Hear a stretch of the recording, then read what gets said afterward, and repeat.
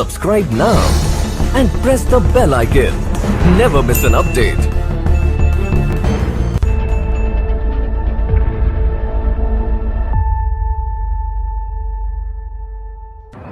জঙ্গলের ভেতরে ছোট একটা রেল লাইনে আরো ছোট একটা স্টেশনে গাড়ি থামলো। নামবার সঙ্গে সঙ্গে সোনালী তকমা আঁটা ঝকঝকে পোশাক পরা আরদালি এসে সেলাম দিল আমাকে। বললে, হুজুর চলুন। স্টেশনের বাইরে মেটে রাস্তায় দেখি মস্ত একখানা গাড়ি, যার পুরো নাম রোলস রয়েস, সংক্ষেপে যাকে বলে রোজ। তার রোজই বটে।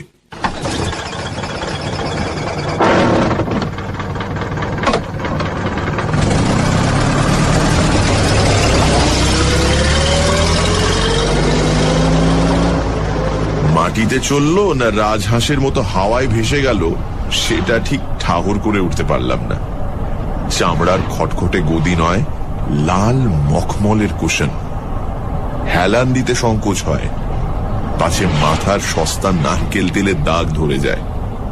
আর বসবার সঙ্গে সঙ্গেই মনে হয় সমস্ত পৃথিবীটা নিচের মাটির ডেলার মতো গুঁড়িয়ে যাক, আমি এখানে সুখে এবং নিশ্চিন্তে ঘুমিয়ে পড়তে পারি।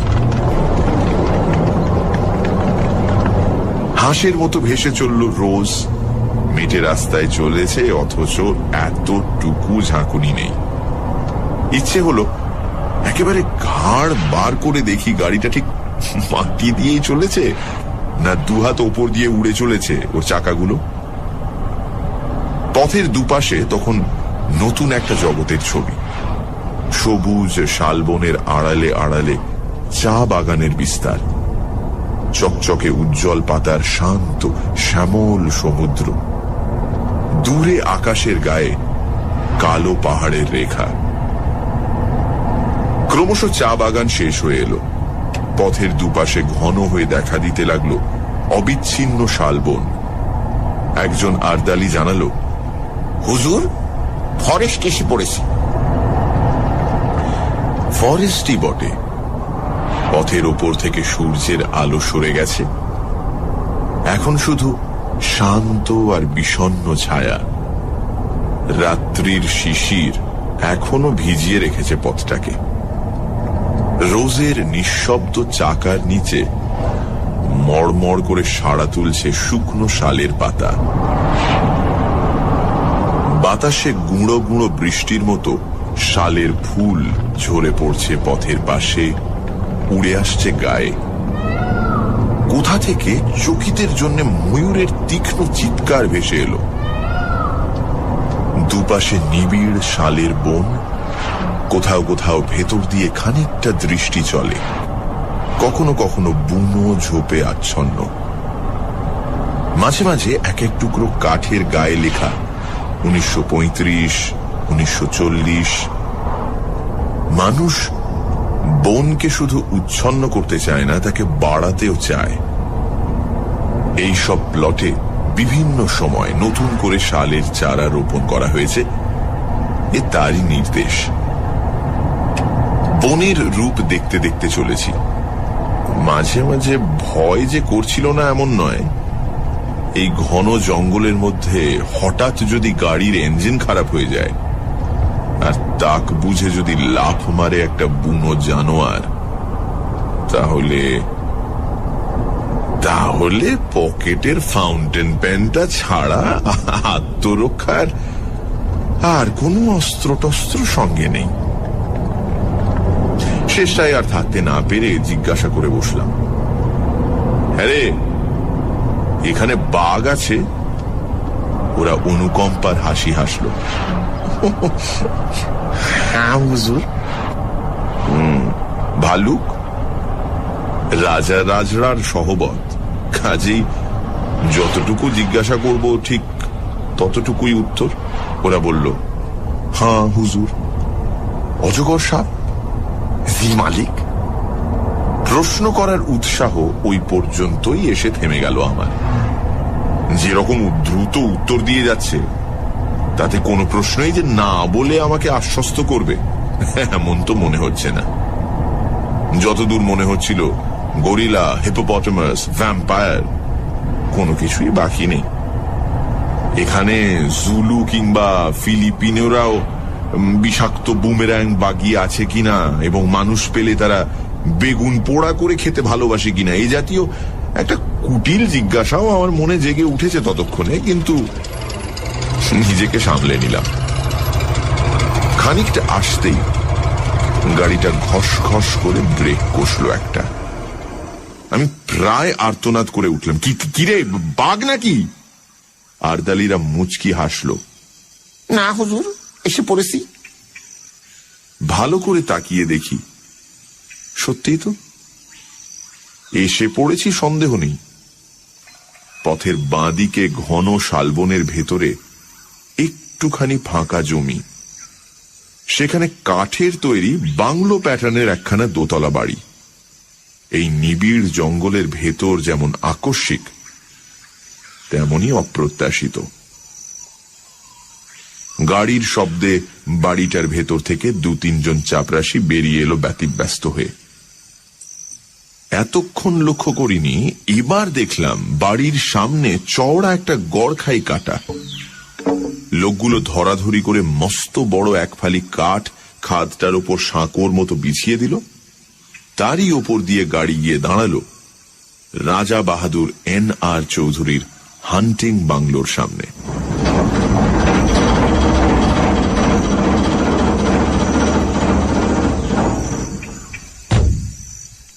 আরে আরে কি সৌভাগ্য, রাজা বাহাদুর স্বয়ং এসে বারান্দায় দাঁড়িয়েছেন আমার অপেক্ষায়।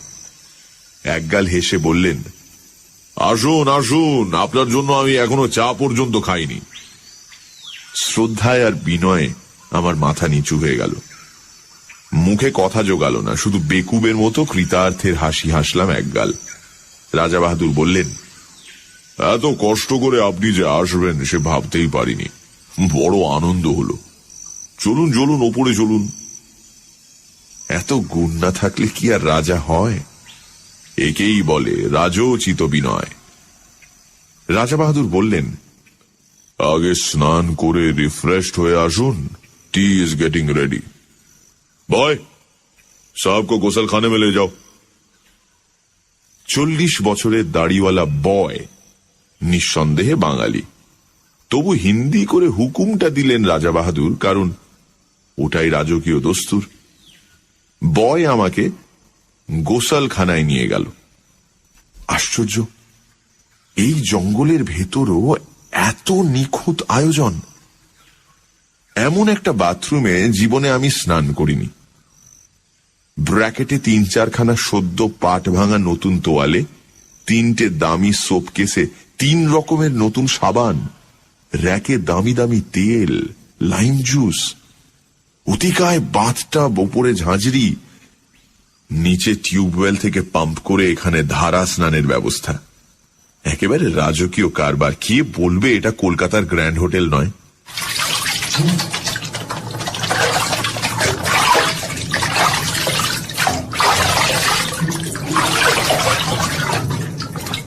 স্নান হয়ে গেল। ব্র্যাকেটে ধোপ দুরস্ত করা ফরাস ডাঙার ধুতি, সিল্কের লুঙ্গি, আদ্দির পাজামা। দামের দিক থেকে পাজামাটাই সস্তা মনে হলো, তাই পরে নিলাম। বয় বাইরেই দাঁড়িয়েছিল, নিয়ে গেল ড্রেসিং রুমে। ঘর জোড়া আয়না, পৃথিবীর যা কিছু প্রসাধনের জিনিস, কিছু আর বাকি নেই এখানে। ড্রেসিং রুম থেকে বেরুতে সোজা ডাক পড়ল রাজা বাহাদুরের লাউঞ্জে। রাজা বাহাদুর একখানা চেয়ারে চিত হয়ে শুয়ে ম্যানিলা চুরুট খাচ্ছিলেন। বললেন, আসুন, চা তৈরি। চায়ের বর্ণনা না করাই ভালো। চা, কফি, কোকো, ওভালটিন, রুটি, মাখন, পনির, চর্বিতে জমাট ঠান্ডা মাংস, কলা থেকে আরম্ভ করে পিচ পর্যন্ত প্রায় 10 রকমের ফল। সেই গন্ধমাদন থেকে যা পারি গোগ্রাসে গিলে চললাম আমি। রাজা বাহাদুর কখনো 1 টুকরো রুটি খেলেন, কখনো একটু ফল, অর্থাৎ কিছুই খেলেন না, শুধু পরপর কাপ 3 চা ছাড়া।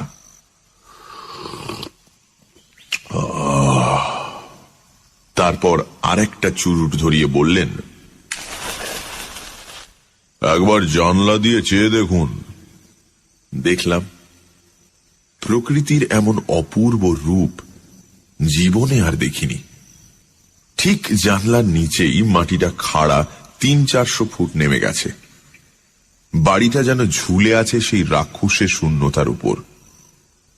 তলায় দেখা যাচ্ছে ঘন জঙ্গল, তার মাঝ দিয়ে পাহাড়ি নদীর একটা সংকীর্ণ নীলোজ্জ্বল রেখা।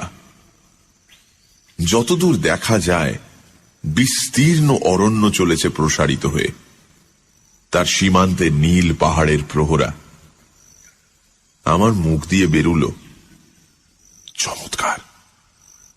রাজা বাহাদুর বললেন, রাইট, আপনারা কবি মানুষ, আপনাদের তো ভালো লাগবেই। আমারই মাঝে মাঝে কবিতা লিখতে ইচ্ছে করে মশাই, কিন্তু নিচের ওই যে জঙ্গলটি দেখতে পাচ্ছেন, ওটি বড় সুবিধের জায়গা নয়। টেরাইয়ের ওয়ান অফ দি ফিয়ার্সেস্ট ফরেস্টস, একেবারে প্রাগ ঐতিহাসিক হিংস্রতার রাজত্ব। আমি সভয়ে জঙ্গলটার দিকে তাকালাম। ওয়ান অফ দ্য ফিয়ার্সেস্ট, কিন্তু ভয় পাওয়ার মতো কিছু তো দেখতে পাচ্ছি না। 400 ফুট নিচে ওই অতিকায় জঙ্গলটাকে একটা নিরবচ্ছিন্ন বেঁটে গাছের ঝোপ বলে মনে হচ্ছে। নদীর রেখাটাকে দেখাচ্ছে উজ্জ্বল একখানা পাতার মতো। আশ্চর্য সবুজ, আশ্চর্য সুন্দর। অফুরন্ত রোদে ঝলমল করছে অফুরন্ত প্রকৃতি। পাহাড়টা যেন গাঢ় নীল রং দিয়ে আঁকা। মনে হয় উপর থেকে ঝাঁপ দিয়ে পড়লে ওই স্তব্ধ গম্ভীর অরণ্য যেন আদর করে বুকে টেনে নেবে, রাশি রাশি পাতার একটা নরম বিছানার উপর। অথচ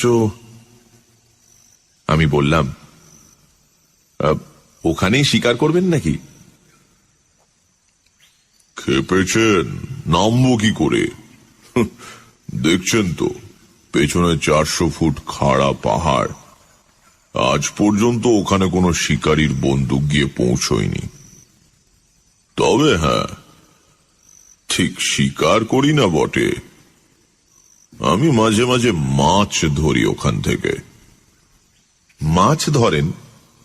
আমি হাঁ করলাম। মাছ ধরেন কি রকম? ওই নদী থেকে নাকি? সেটা ক্রমশ প্রকাশ্য, দরকার হলে পরে দেখতে পাবেন।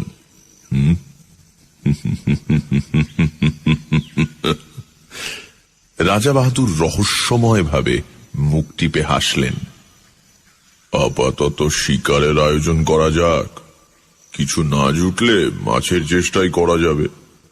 তবে ভালো টোপ ছাড়া আমার পছন্দ হয় না, আর তাতে অনেক হাঙ্গামা। কিছু বুঝতে পারছি না। রাজা বাহাদুর জবাব দিলেন না, শুধু হাসলেন।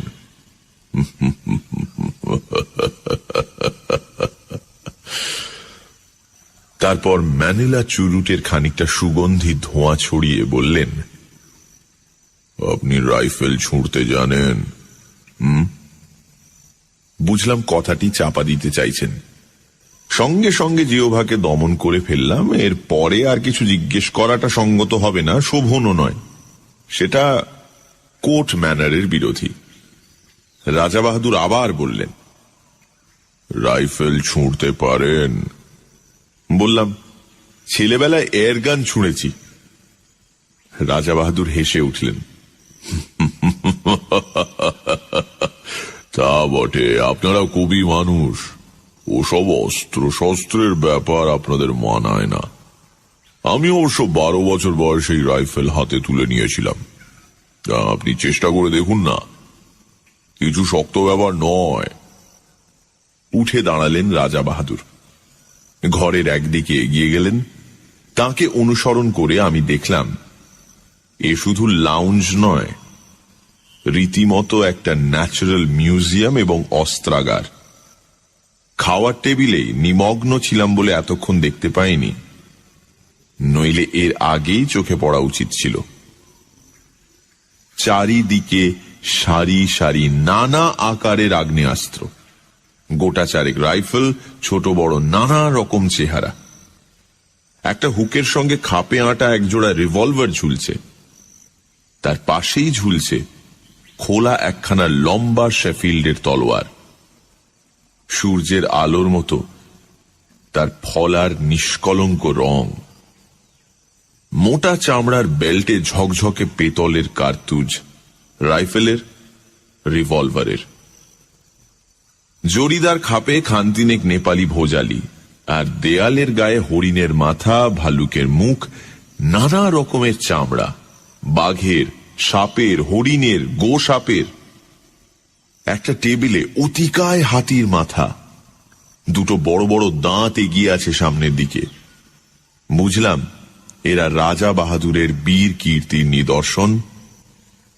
ছোট একটা রাইফেল তুলে নিলেন রাজা বাহাদুর, বললেন, এটা লাইট জিনিস, তবে ভালো রিপিটার, অনায়াসে বড় বড় জানোয়ার ঘায়েল করতে পারে। আমার কাছে অবশ্য সবই সমান, লাইট রিপিটার যা, হাউইৎজা কামানো তাই। তবু সৌজন্য রক্ষার জন্য বলতে হলো, বাহ, তবে তো চমৎকার জিনিস। রাজা বাহাদুর রাইফেলটা বাড়িয়ে দিলেন আমার দিকে। তাহলে চেষ্টা করুন, লোড করাই আছে, ছুড়ুন ওই জানলা দিয়ে। আমি সভয়ে 3 পা পিছিয়ে গেলাম। জীবনে বেকুবি অনেক করেছি, কিন্তু তার পরিমাণটা আর বাড়াতে প্রস্তুত নই। যুদ্ধ ফেরত এক বন্ধুর মুখে তার রাইফেল ছোঁড়ার প্রথম অভিজ্ঞতা শুনেছিলাম। পড়ে গিয়ে পা ভেঙে নাকি তাকে 1 মাস বিছানায় শুয়ে থাকতে হয়েছিল। নিজেকে যতদূর জানি, আমার ফাঁড়া শুধু পা ভাঙার ওপর দিয়েই কাটবে বলে মনে হয় না। বললাম, ওটা এখন থাক, পরে হবে না হয়। রাজা বাহাদুর মৃদু কৌতুকের হাসি হাসলেন, বললেন, এখন ভয় পাচ্ছেন, কিন্তু একবার ধরতে শিখলে আর ছাড়তে চাইবেন না। হাতে থাকলে বুঝবেন কত বড় শক্তিমান আপনি। You can easily face all the rascals off. হঠাৎ তার চোখ ঝকঝক করে উঠল। মৃদু হাসিটা মিলিয়ে গিয়ে শক্ত হয়ে উঠল মুখের পেশিগুলো। And a rival. মুহূর্তে বুকের রক্ত হিম হয়ে গেল আমার। রাজা বাহাদুরের 2 চোখে বন্য হিংসা। রাইফেলটা এমন শক্ত মুঠিতে বাগিয়ে ধরেছেন যেন সামনে কাউকে গুলি করবার জন্য তৈরি হচ্ছেন তিনি। উত্তেজনার ঝোঁকে আমাকেই যদি লক্ষ্য ভেদ করে বসেন, তাহলে আতঙ্কে দেওয়ালে ঠেস দিয়ে দাঁড়িয়ে গেলাম আমি। কিন্তু ততক্ষণে মেঘ কেটে গেছে। রাজা রাজড়ার মেজাজ। রাজা বাহাদুর হাসলেন। ওয়েল, পরে আপনাকে তালিম দেওয়া যাবে। সবই তো রয়েছে, যেটা খুশি আপনি ট্রাই করতে পারেন। চলুন এখন বারান্দায় গিয়ে বসা যাক। Let's have some energy. প্রাতরাশেই প্রায় বিন্ধ্য পর্বত উদরসাৎ করা হয়েছে, আর কি হলে এনার্জি সঞ্চিত হবে বোঝা শক্ত। কিন্তু কথাটা বলেই রাজা বাহাদুর বাইরের বারান্দার দিকে পা বাড়িয়েছেন, সুতরাং আমাকেও পিছু নিতে হলো। বাইরের বারান্দায় বেতের চেয়ার, বেতের টেবিল। এখানে ঢোকবার পর এমন সব বিচিত্র রকমের আসরে বসছি যে আমি প্রায় নার্ভাস হয়ে উঠেছি। তবু যেন বেতের চেয়ারে বসতে পেয়ে খানিকটা সহজ অন্তরঙ্গতা অনুভব করা গেল। এটা অন্তত চেনা জিনিস। আর বসবার সঙ্গে সঙ্গে বোঝা গেল এনার্জি কথাটার আসল তাৎপর্য কি। বেয়ারা তৈরি ছিল, ট্রেতে করে একটি ফেনিল ও গ্লাস সামনে এনে রাখল। অ্যালকোহলের উগ্র গন্ধ ছড়িয়ে গেল বাতাসে। রাজা বাহাদুর স্মিত হাস্যে বললেন, চলবে? সবিনয়ে জানালাম, না। তবে বিয়ার আনবে? একেবারে মেয়েদের ড্রিঙ্ক। নেশা হবে না? না থাক, অভ্যেস নেই কোনোদিন। গুড কন্ডাক্টর প্রাইজ পাওয়া ছেলে। রাজা বাহাদুরের সুরে অনুকম্পার আভাস। আমি কিন্তু 14 বছরের বয়সেই প্রথম ড্রিঙ্ক ধরি। রাজা রাজরার ব্যাপার, সবই অলৌকিক। জন্মাবার সঙ্গে সঙ্গে কেউটের বাচ্চা, সুতরাং মন্তব্য অনাবশ্যক। ট্রে বারবার যাতায়াত করতে লাগলো। রাজা বাহাদুরের প্রখর উজ্জ্বল চোখ দুটো ঘোলাটে হয়ে এলো ক্রমশ। ফর্সা মুখ গোলাপি রং ধরল। হঠাৎ অসুস্থ দৃষ্টিতে তিনি আমার দিকে তাকালেন। আচ্ছা, বলতে পারেন আপনি রাজা নন কেন? এইরকম একটা প্রশ্ন করলে বোকার মতো দাঁত বের করে থাকা ছাড়া গত্যন্তর নেই। আমিও তাই করলাম। বলতে পারলেন না? না। আপনি মানুষ মারতে পারেন? ই আবার কিরকম কথা? আমার আতঙ্ক জাগলো। না। তাহলে বলতে পারবেন না। You are absolutely hopeless.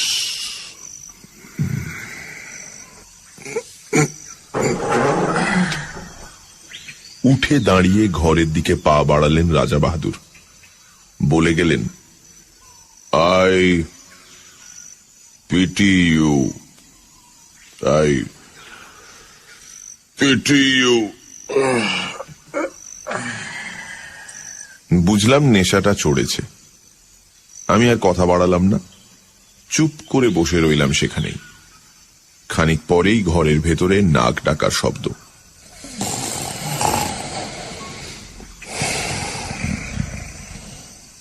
তাকিয়ে দেখি তার লাউঞ্জের সেই চেয়ারটায় হাঁ করে ঘুমোচ্ছেন রাজা বাহাদুর।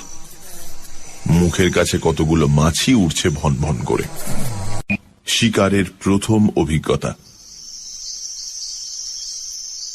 জঙ্গলের ভেতর বসে আছি মোটরে।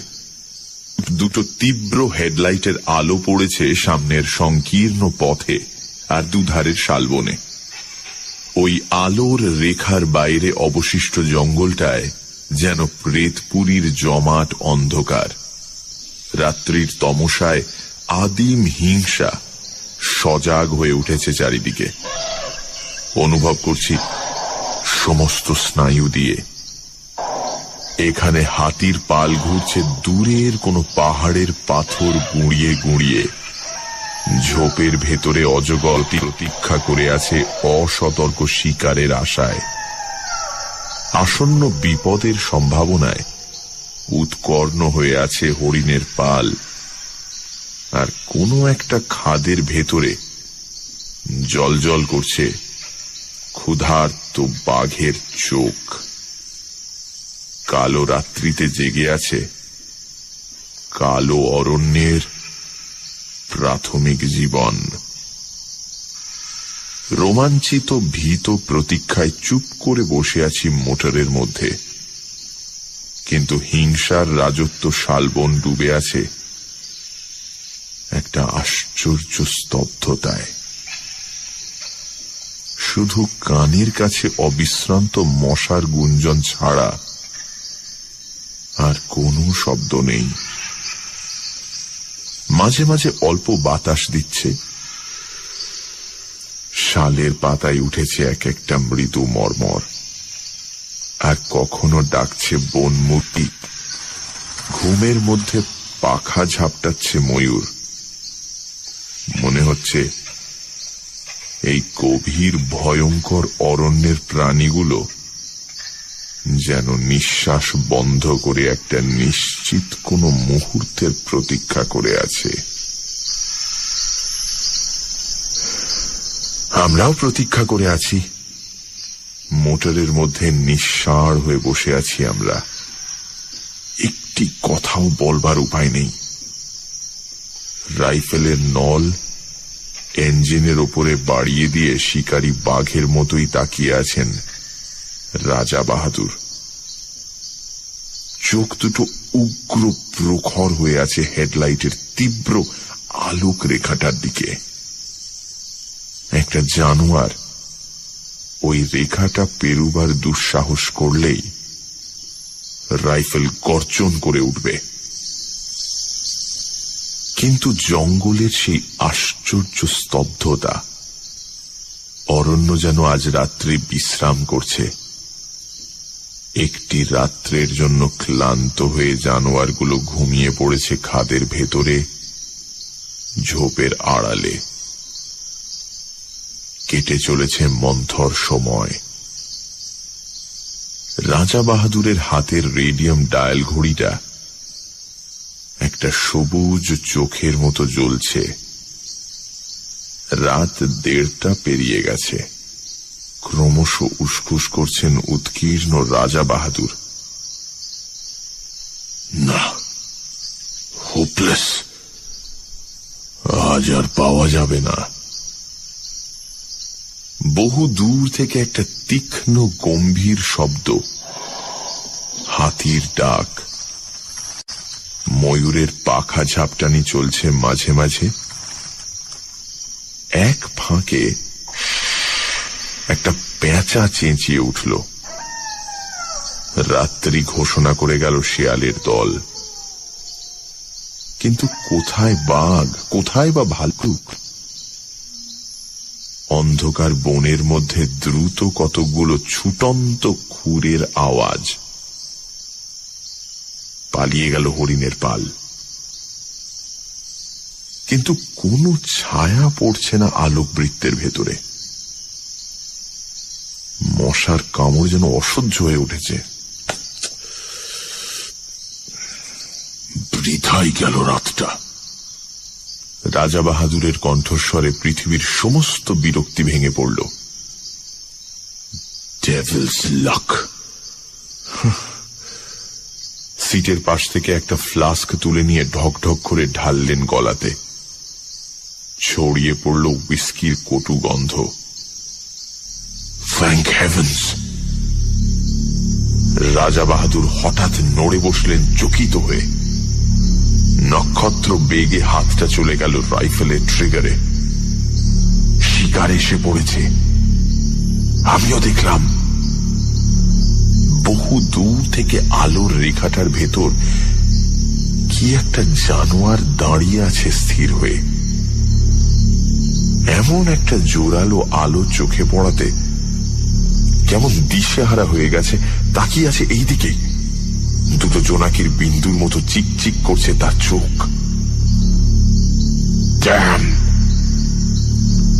রাইফেল থেকে হাত সরিয়ে নিলেন রাজা বাহাদুর, কিন্তু পর মুহূর্তে চাপা উত্তেজিত গলায় বললেন, থাক, আজ ছুঁচোই মারব।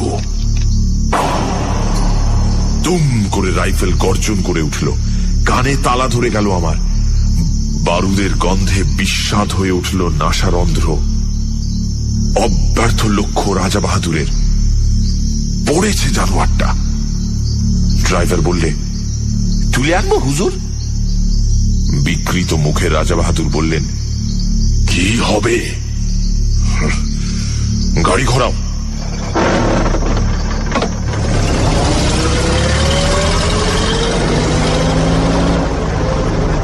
রেডিয়াম ডায়ালের সবুজ আলোয় রাত 3টে। গাড়ি ফিরে চলল হান্টিং বাংলোর দিকে। একটা ম্যানিলা চুরুট ধরিয়ে রাজা বাহাদুর আবার বললেন, কিন্তু কি আশ্চর্য, জঙ্গল যেন রসিকতা শুরু করেছে আমাদের সঙ্গে। দিনের বেলা অনেক চেষ্টা করেও দুটো একটা বন মুরগি ছাড়া আর কিছু পাওয়া গেল না, এমনকি একটা হরিণ পর্যন্ত নয়। নাইট শুটিং এ সেই অবস্থা। পরপর 3 রাত্রি জঙ্গলের নানা জায়গায় গাড়ি থামিয়ে চেষ্টা করা হলো, কিন্তু নগদ লাভ যা ঘটল তা অমানুষিক মশার কামড়। জঙ্গলের হিংস্র জন্তুর সাক্ষাৎ মিলল না বটে, কিন্তু মশাগুলো চিনতে পারা গেল। এমন সাংঘাতিক মশা যে পৃথিবীর কোথাও থাকতে পারে, এতদিন এ ধারণা ছিল না আমার। তবে মশার কামড়ের ক্ষতিপূরণ চলতে লাগলো গন্ধমাদন উজাড় করে। সত্যি বলতে কি, স্বীকার করতে না পারলেও মনের দিক থেকে বিন্দুমাত্র ক্ষোভ ছিল না আমার। জঙ্গলের ভেতরে এমন রাজসূয় যজ্ঞের আয়োজন কল্পনারও বাইরে। জীবনে এমন দামি খাবার কোনোদিন মুখে তুলিনি, এমন চমৎকার বাথরুমে স্নান করিনি কখনো, এত পুরু জাজিমের বিছানায় শুয়ে অস্বস্তিতে প্রথম দিন তো ঘুমোতেই পারিনি আমি। নিবিড় জঙ্গলের নেপথ্যে গ্র্যান্ড হোটেলে স্বাচ্ছন্দ্যে দিন কাটাচ্ছি। শিকার না হলেও কণামাত্র ক্ষতি নেই আমার। প্রত্যেক দিনই লাউঞ্জে চা খেতে খেতে 400 ফুট নিচেকার ঘন জঙ্গলটার দিকে চোখ পড়ে।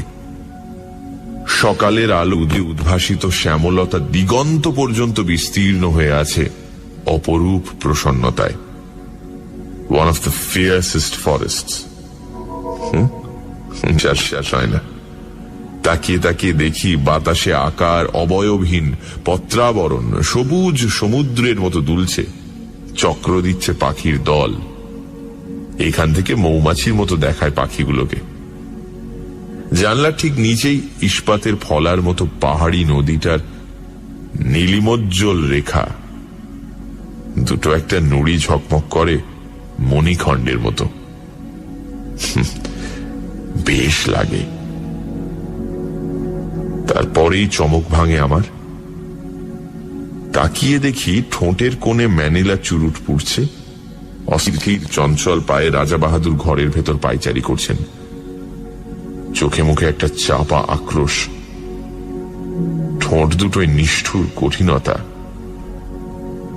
কখনো একটা রাইফেল তুলে নিয়ে বিরক্তি ভরে নামিয়ে রাখেন, কখনো ভোজালি তুলে নিয়ে নিজের হাতের ওপর ফলাটা পরীক্ষা করেন, সেটার ধার। আবার কখনো বা জানলার সামনে খানিকক্ষণ স্থির দৃষ্টিতে তাকিয়ে থাকেন নিচের জঙ্গলটার দিকে। আজ 3 দিন থেকে উল্লেখযোগ্য একটা কিছু স্বীকার করতে পারেননি। ক্ষোভে তাঁর দাঁতগুলো কড়মড় করতে থাকে। তারপরেই বেরিয়ে যান এনার্জি সংগ্রহের চেষ্টায়। বাইরের বারান্দায় গিয়ে হাঁক দেন, ব্যাগ। কিন্তু পরের পয়সায় রাজভোগ খেয়ে এবং রাজোচিত বিলাস করে বেশি দিন কাটানো আর সম্ভব নয় আমার পক্ষে।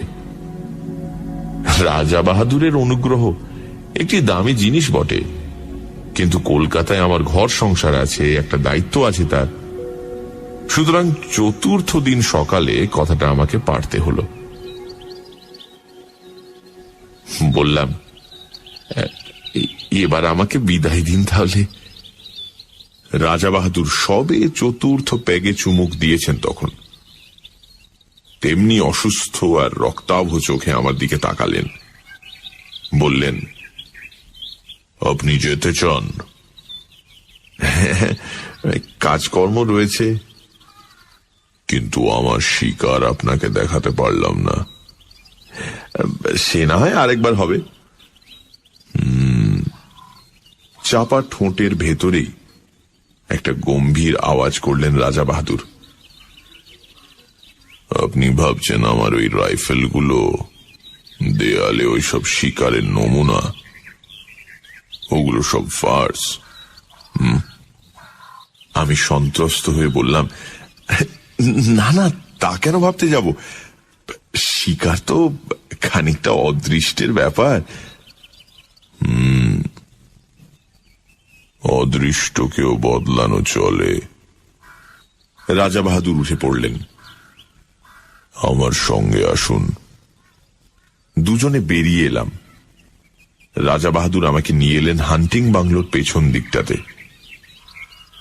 ঠিক সেখানে, যার 400 ফুট নিচে টেরাইয়ের অন্যতম হিংস্র অরণ্য বিস্তীর্ণ হয়ে আছে। এখানে আসতে আরেকটা নতুন জিনিস চোখে পড়ল। দেখি কাঠের একটা রেলিং দেওয়া সাঁকোর মতন জিনিস সেই সীমাহীন শূন্যতার ওপরে প্রায় 15-16 হাত প্রসারিত হয়ে আছে। তার পাশে দুটো বড় বড় কাঠের চাকা, তাদের সঙ্গে দুজোড়া মোটা কাছি জড়ানো। ব্যাপারটা কি ঠিক বুঝতে পারলাম না। আসুন। রাজা বাহাদুর সেই ঝুলন্ত সাঁকোটার উপর গিয়ে দাঁড়ালেন। আমিও গেলাম তার পেছন পেছন। একটা আশ্চর্য বন্দোবস্ত। ঠিক সাঁকোটার নিচেই পাহাড়ি নদীটার রেখা, নুড়ি মেশানো সংকীর্ণ বালু তট তার দুপাশে, তাছাড়া জঙ্গল আর জঙ্গল। নিচে তাকাতে আমার মাথা ঘুরে গেল। রাজা বাহাদুর বললেন, জানেন এসব কি? না। আমার মাছ ধরবার বন্দোবস্ত। এর কাজ খুব গোপনে, নানা হাঙ্গামা আছে, কিন্তু অব্যর্থ। ঠিক বুঝতে পারছি না। আজ রাত্রেই বুঝতে পারবেন। শিকার দেখাতে আপনাকে ডেকে এনেছি। নতুন একটা শিকার দেখাবো, কিন্তু কোনো দিন এর কথা কারো কাছে প্রকাশ করতে পারবেন না। কিছু না বুঝেই মাথা নাড়লাম। না। তাহলে আজ রাতটা অবধি থাকুন, কাল সকালেই আপনার গাড়ির ব্যবস্থা করব। রাজা বাহাদুর আবার হান্টিং বাংলোর সম্মুখের দিকে এগোলেন। কাল সকালের পর এমনিতেই আপনার আর এখানে থাকা চলবে না। একটা কাঠের সাঁকো, দুটো কপিকলের মতো জিনিস, মাছ ধরার ব্যবস্থা।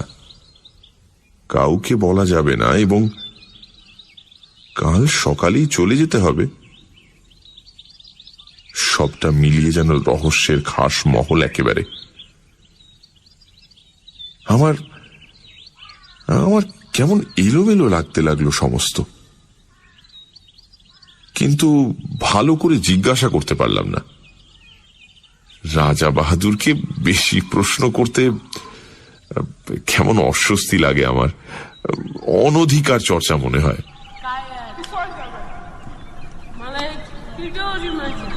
বাংলোর সামনে 3-4টে ছোট ছোট নোংরা ছেলে মেয়ে খেলা করে বেড়াচ্ছে। হিন্দুস্তানি কিপারটা এওয়ারি সম্পত্তি। কিপারটাকে সকালে রাজা বাহাদুর শহরে পাঠিয়েছেন।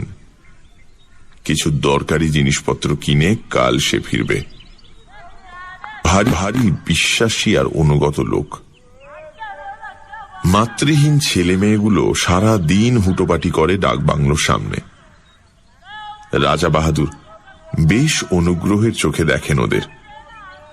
দোতলার জানলা থেকে পয়সা, রুটি কিংবা বিস্কুট ছুঁড়ে দেন। নিচে ওরা সেগুলো নিয়ে কুকুরের মতো লোফালুফি করে।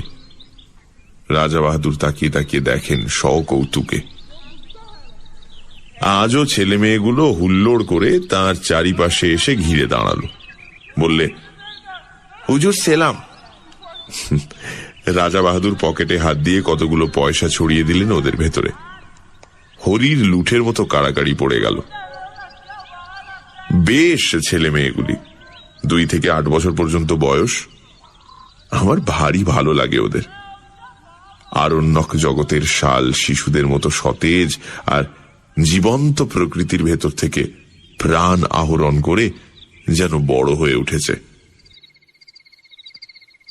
সন্ধ্যায় ডিনার টেবিলে বসে আমি বললাম, আজ রাত্রে মাছ ধরবার কথা আছে আপনার। চোখের কোনা দিয়ে আমার দিকে তাকালেন রাজা বাহাদুর। লক্ষ্য করেছি আজ সমস্ত দিন বড় বেশি মদ খাচ্ছেন আর ক্রমাগত চুরুট টেনে চলেছেন। ভালো করে আমার সঙ্গে কথা পর্যন্ত বলেননি। ভেতরে ভেতরে কিছু একটা ঘটে চলেছে তাঁর। রাজা বাহাদুর সংক্ষেপে বললেন, আমি সসংকোচে জিজ্ঞাসা করলাম, কখন হবে? এক মুখ ম্যানিলা চুরুটের ধোঁয়া ছড়িয়ে তিনি জবাব দিলেন, সময় হলে ডেকে পাঠাবো। এখন আপনি গিয়ে শুয়ে পড়ুন, স্বচ্ছন্দে কয়েক ঘন্টা ঘুমিয়ে নিতে পারেন। শেষ কথাটা পরিষ্কার আদেশের মতো শোনালো। বুঝলাম আমি বেশিক্ষণ আর তার সঙ্গে কথা বলি এ তিনি চান না। তাড়াতাড়ি শুয়ে পড়তে বলাটা অতিথি পরায়ণ গৃহস্থের অনুনয় নয়, রাজার নির্দেশ, এবং সে নির্দেশ পালন করতে বিলম্ব না করাই ভালো। কিন্তু অতি নরম জাজিমের বিছানায় শুয়েও ঘুম আসছে না। মাথার ভিতর আবর্তিত হচ্ছে অসংলগ্ন চিন্তা। মাছ ধরা, কাঠের সাঁকো, কপিকল, অত্যন্ত গোপনীয়, অতলস্য। তারপর এপাশ ওপাশ করতে করতে কখন যে চৈতন্য আচ্ছন্ন হয়ে এলো তা আমি নিজেই টের পাইনি। মুখের উপর ঝাঁঝালো একটা টর্চের আলো পড়তে আমি ধড়মড় করে উঠে পড়লাম। রাত তখন কটা ঠিক জানি না। আরণ্যক পরিবেশে নির্জনতা আবির্ভূত। বাইরে শুধু তীব্র কণ্ঠ ঝিঁঝির ডাক। আমার গায়ে বরফের মতো ঠান্ডা একটা হাত পড়েছে কার। সে হাতের স্পর্শে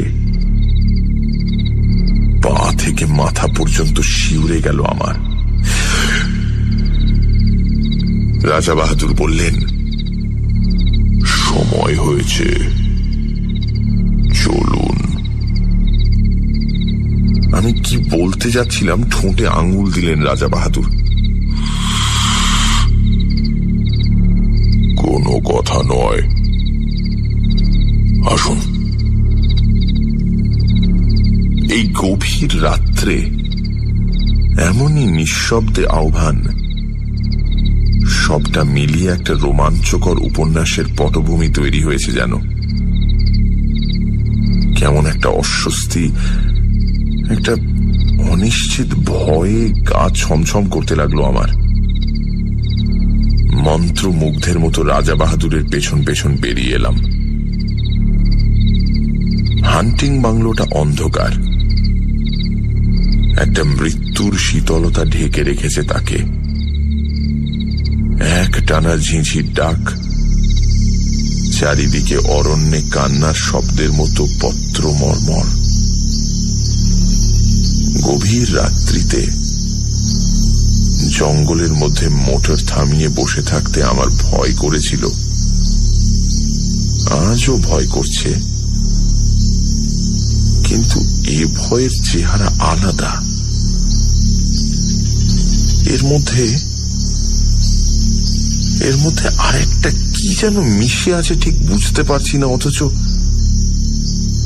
পাও সরতে চাইছে না আমার। মুখের উপরে একটা টর্চের আলো, রাজা বাহাদুরের হাতের স্পর্শটা বরফের মতো ঠান্ডা। ঠোঁটে আঙুল দিয়ে নীরবতার সেই দুর্বোধ্য কুটির সংকেত। টর্চের আলোয় পথ দেখিয়ে রাজা বাহাদুর আমাকে সেই ঝুলন্ত সাঁকোটার কাছে নিয়ে এলেন। দেখি তার উপরে শিকারের আয়োজন। দুখানা চেয়ার পাতা, দুটো তৈরি রাইফেল, দুজন বেয়ারা একটা কপি কলের চাকা ঘুরিয়ে কি একটা জিনিস নামিয়ে দিচ্ছে নিচের দিকে। এক মুহূর্তের জন্য রাজা বাহাদুর তার 9 সেলের হান্টিং টর্চটা নিচের দিকে ফ্ল্যাশ করলেন। প্রায় 250 ফুট নিচে সাদা পুটলির মতো কি একটা জিনিস কপি কলের দড়ির সঙ্গে নেমে যাচ্ছে দ্রুত বেগে। আমি বললাম, ওটা কি রাজা বাহাদুর? মাছের টোপ। কিন্তু এখনো কিছু বুঝতে পারছি না। একটু পরে বুঝবেন, এখন চুপ করুন। এবারে স্পষ্ট ধমক দিলেন আমাকে।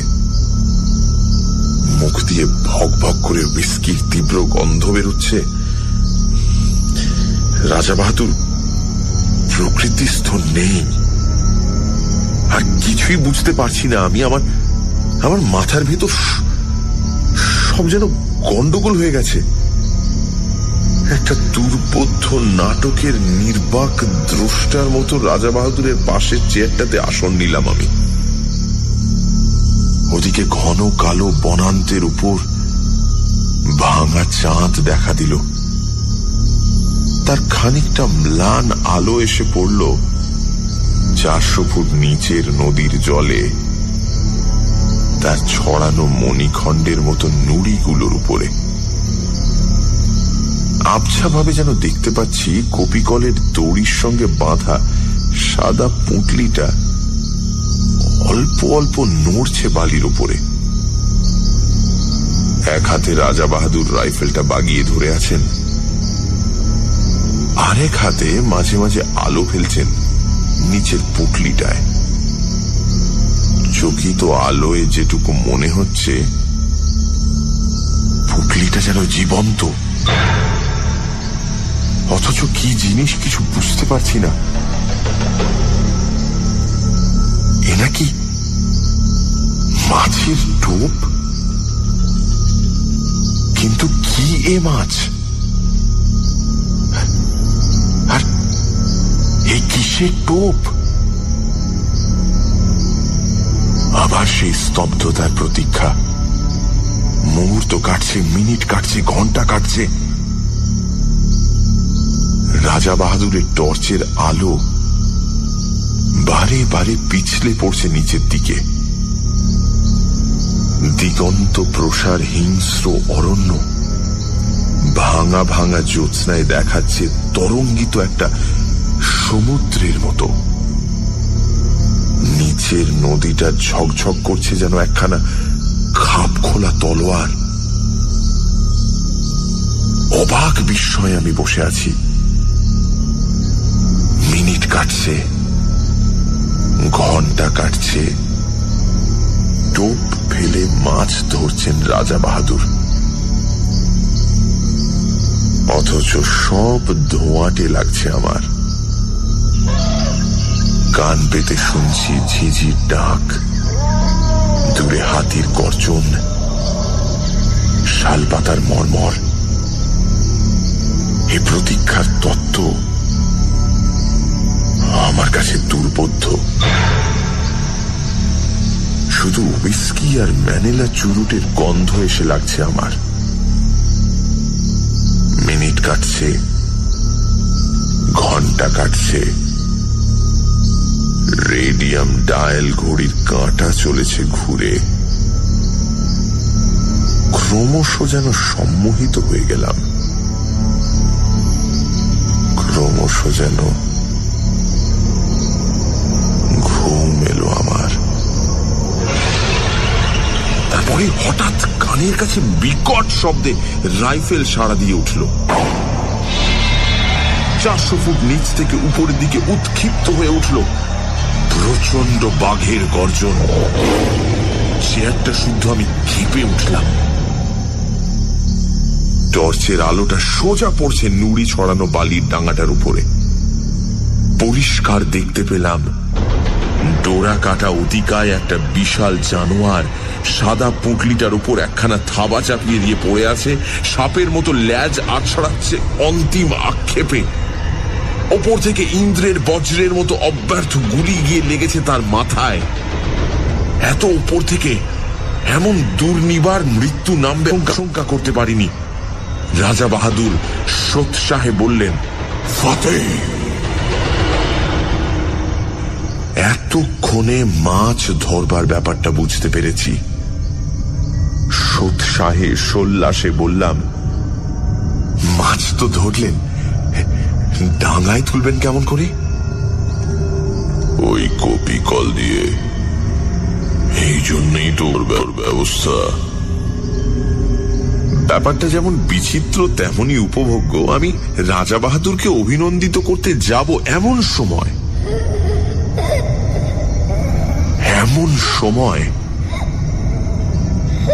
পরিষ্কার শুনতে পেলাম শিশুর গোঙানি, ক্ষীণ অথচ নির্ভুল। এই কিসের শব্দ? 400 ফুট নিচ থেকে ওই শব্দটা আসছে। হ্যাঁ, কোনো ভুল নেই। মুখের বাঁধন খুলে গেছে, কিন্তু বড় দেরিতে। আমার রক্ত হিম হয়ে গেল, আমার চুল খাড়া হয়ে উঠল। আমি পাগলের মতো চিৎকার করে উঠলাম, রাজা বাহাদুর! কিসের টোপ আপনার? কি দিয়ে আপনি মাছ ধরলেন? চুপ! একটা কালো রাইফেলের নল আমার বুকে ঠেকালেন রাজা বাহাদুর। তারপরেই আমার চারিদিকে পৃথিবীটা পাক খেতে খেতে হাওয়ায় গড়া একটা বুদবুদের মতো শূন্যে মিলিয়ে গেল। রাজা বাহাদুর চাপটে না ধরলে 400 ফুট নিচেই পড়ে যেতাম হয়তো।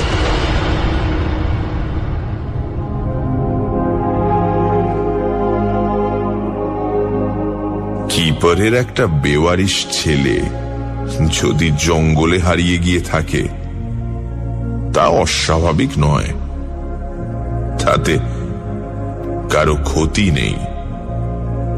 কিন্তু প্রকাণ্ড রয়্যাল বেঙ্গল মেরেছিলেন রাজা বাহাদুর, লোককে ডেকে দেখানোর মতো। তাই 8 মাস পরে এই চমৎকার চটি জোড়া উপহার এসেছে।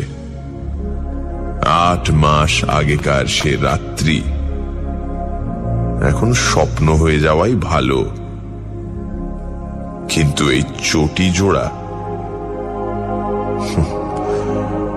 অতি মনোরম বাস্তব। পায়ে দিয়ে একবার হেঁটে দেখলাম, যেমন নরম তেমনি আরাম।